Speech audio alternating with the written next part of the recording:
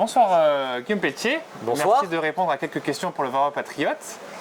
Lors du meeting anniversaire de Reconquête qui s'est tenu le 4 décembre dernier, vous avez déclaré être fier d'être un homme blanc et hétérosexuel.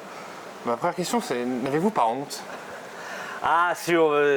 Si j'écoute les médias à la pensée unique, peut-être.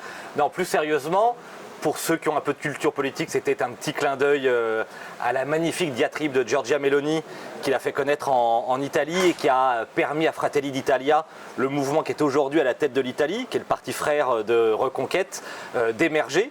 Et puis, c'est aussi un moyen dans ce monde où on a toujours tous les droits quand on est une minorité et plus aucun droit quand on appartient à la majorité, eh bien de rappeler qu'une évidence, voilà, moi je vis dans la France rurale, je suis chrétien, patriote, français, un homme, un père et fier de l'être. C'est important de le rappeler. Et du coup, effectivement, c'est du Meloni dans le texte.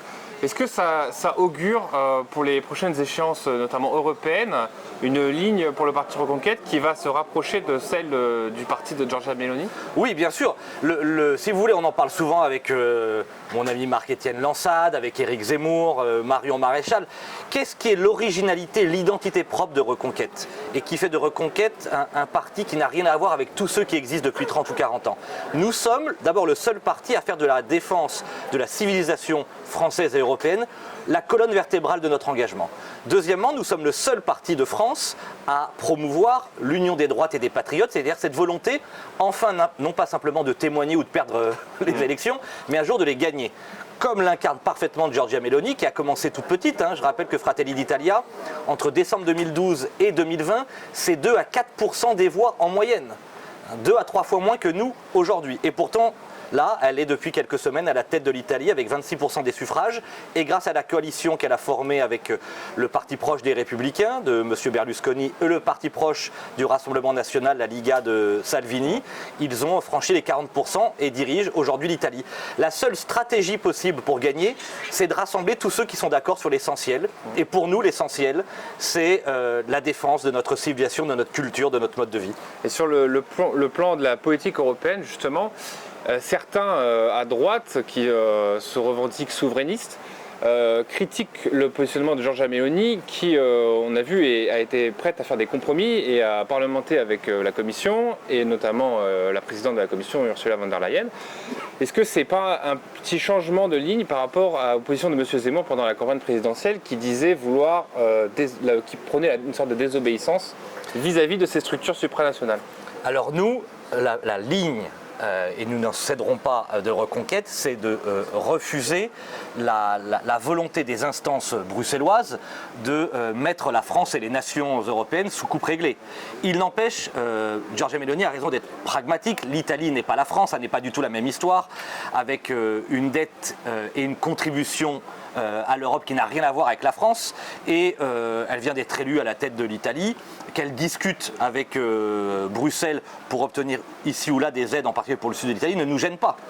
Nous, ce que nous disons, c'est qu'au niveau des nations européennes, et je parle de la France, oui, que je connais mieux, notre contribution, elle est nette. C'est-à-dire que nous donnons à l'Europe des milliards d'euros que nous ne retrouvons aucunement. Et au-delà de la simple question des dotations financières, ça compte, mais là n'est pas l'essentiel, nous partageons avec Giorgia Meloni, aussi avec Abascal en Espagne, avec nos amis hongrois, polonais et plus récemment suédois, la même volonté tout simplement, il faut le dire aux Français, de retrouver notre souveraineté.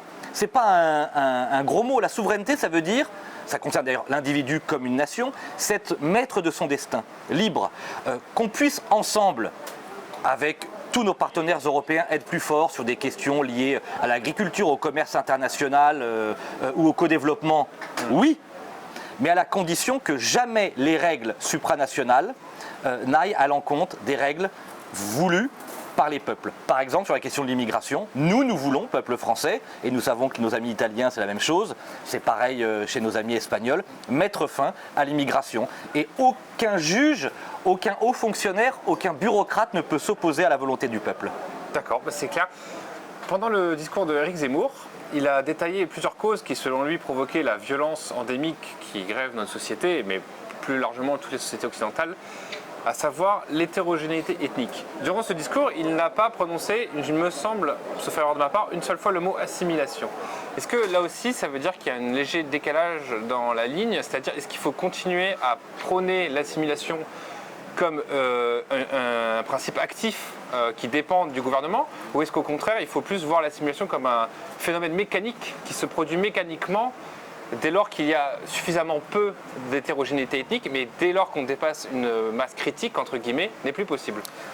Alors ce serait très long à expliquer, mais pour faire court, nous, sur cette question-là, on a 3 principes très simples. Le premier, c'est d'être lucide sur le constat. Pourquoi nous aimons et nous adhérons au discours d'Éric Zemmour depuis qu'il a émergé sur la scène médiatique d'abord, puis aujourd'hui sur la scène politique? Parce qu'il est le seul à poser ce constat lucide et courageux, à dire le réel que nous constatons tous les jours, premièrement.